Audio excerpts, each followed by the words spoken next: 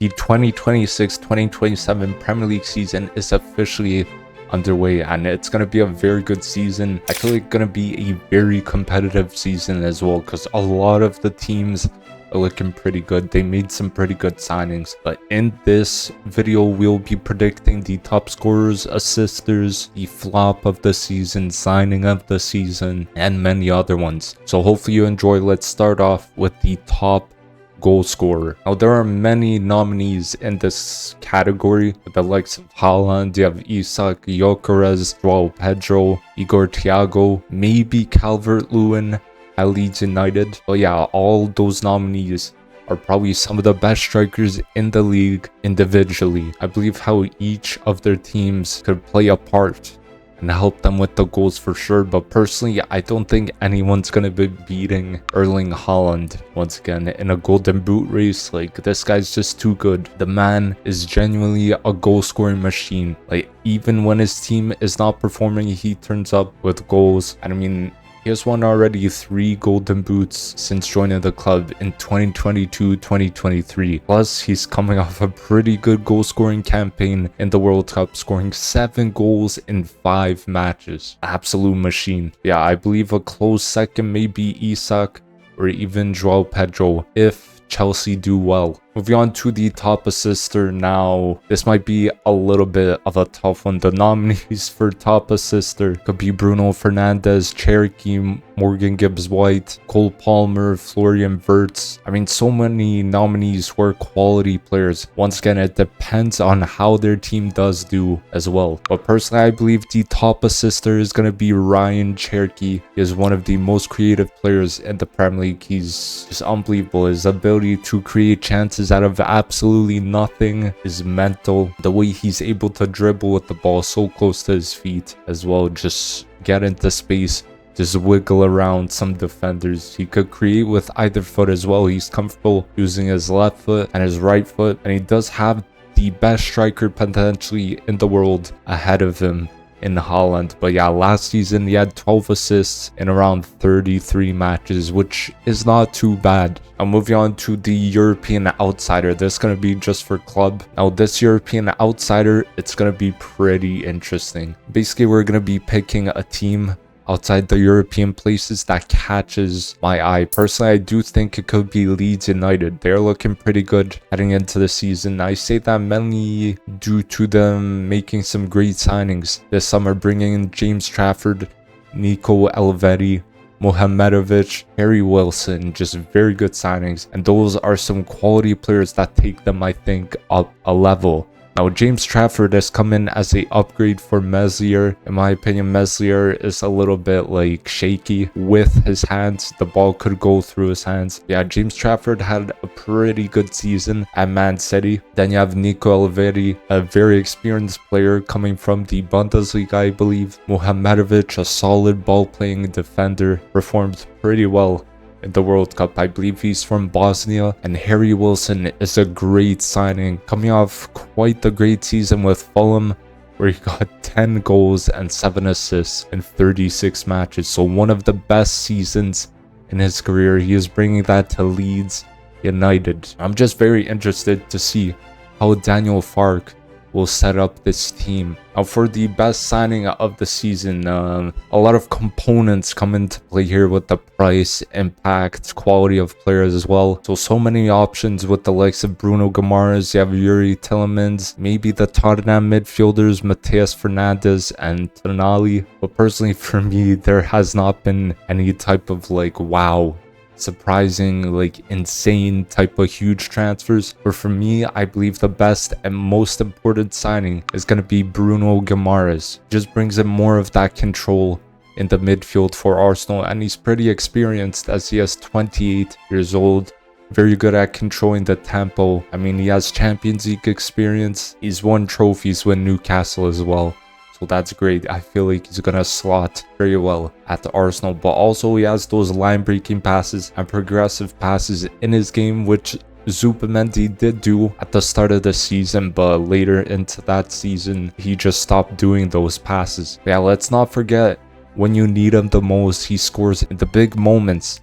as we saw in the Newcastle days. He will most likely play, I think, a very vital role in that Arsenal team. Now, we are moving into the flop signing of the season. This could be a very interesting one with the new signings, but the flop of the season for me, I believe, will be Elliot Anderson. I mean, a lot of people that I know, and even my friends, are Man City fans.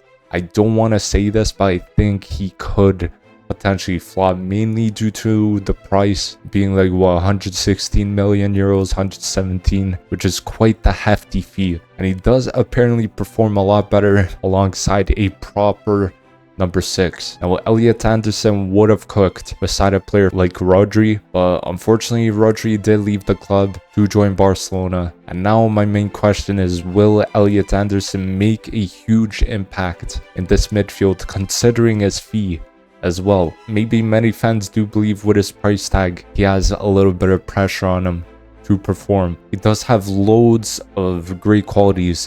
He's an all-around midfielder, but can he do it in the Champions League and at a bigger club? Because going from Nottingham Forest to Man City could be a pretty big step. Now, moving on to the player to watch, there is quite a few players to look out for this season, but I believe Antoine Semenyo will have a great season for Man City. Even last season, coming into Man City halfway through the season, last year he made a pretty good impact because they needed a goal scorer and someone who could provide those goals, and Man City were relying heavily on Erling Haaland for goals, but Semenyo came in, played 17 matches, he scored 7 goals and got 1 assist. But I do think this season will be even better for Semenyo under Maresca, because in my opinion Maresca will use him in a more effective way, because under Pep Guardiola he was used as like a sideline or touchline type of winger, but with Maresca, Semenyo might be played, and hopefully is played, as an inside forward where he is more effective. Now, he has been working on his finishing with both feet. I've been seeing those training videos all over Twitter, and he could dribble with both feet as well. His ball striking is actually unbelievable. Alongside his pace and behind, yeah, he could be pretty dangerous. I'm expecting him to do well in this upcoming season for Man City. Moving on to the young player to watch, there are so many young players that are looking promising. For me, the main one that really stands out for me is Gonzalo Garcia. He is a fairly young player, being 22 years old, coming into the Premier League, which might be a great age for his move, as he could develop in the best league in the world.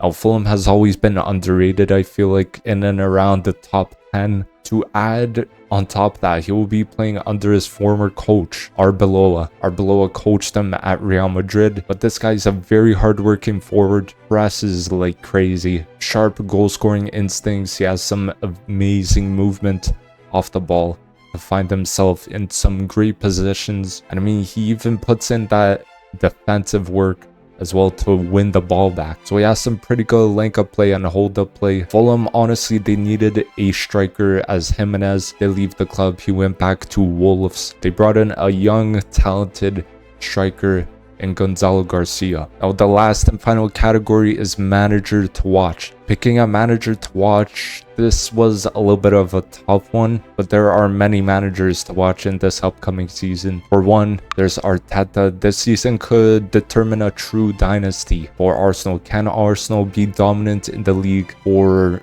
the years to come? Arteta mentioned they are attacking the title instead of defending it, which hints at them probably looking to be more offensive in this upcoming season. And Arteta's always finding out some new tactics that takes Arsenal up a level. We saw with the set pieces, we're seeing it with many more things. Now, Andoni Iraola is another manager at Liverpool who has potential to do very well. He likes his team to play more of a direct type of style, similar to how Klopp kind of started off, but his time at Bournemouth was actually quite historic. He got them into European football, which is crazy. I mean, he helped develop the players as well, make them some of the best in their positions in the league. You had the likes of Semenyo being one, Huijsen, Zabarni, Senesi. You have Alex Scott, who's still there.